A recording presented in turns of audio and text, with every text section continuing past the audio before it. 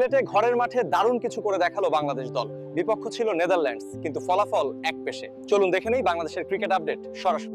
সবার আগে শুরু করি সিলেটের উত্তপ্ত মাঠ থেকে, যেখানে বাংলাদেশ দল জিতেছে একের পর এক ম্যাচ, আর তাতেই 2-0-তে নিশ্চিত হয়েছে নেদারল্যান্ডসের বিরুদ্ধে টি-20 সিরিজ।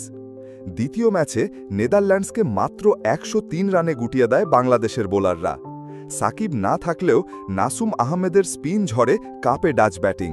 তিনি নেন 3 উইকেট মাত্র 18 রানে, যেটা ছিল ম্যাচের টার্নিং পয়েন্ট।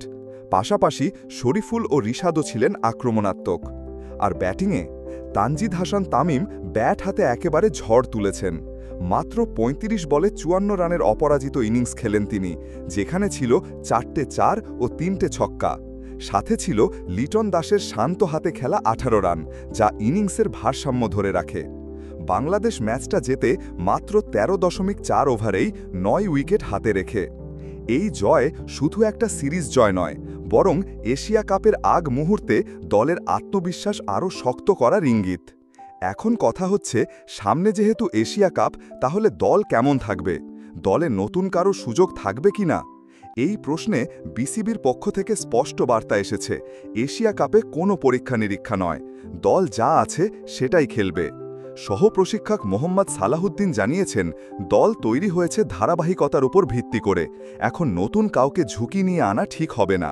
যে দলটা নেদারল্যান্ড সিরিজে খেলেছে, প্রায় সেই কাঠামোর মধ্যেই এশিয়া কাপে দল মাঠে নামবে। সাকিব আল হাসান এবং তাসকিন আহমেদ দুজনেই ফিরবেন মূল স্কোয়াডে। অন্যদিকে মাঠের বাইরেও চলছে আলোচনার ঝড়, কারণ সামনে আসছে বিসিবি নির্বাচন। অক্টোবরের প্রথম সপ্তাহে নির্বাচন অনুষ্ঠিত হওয়ার সম্ভাবনা রয়েছে। এই নির্বাচনে সভাপতি হিসেবে আবারও নাজমুল হাসান পাপন প্রতিদ্বন্দ্বিতা করবেন কিনা তা নিয়ে চলছে জোর গুঞ্জন।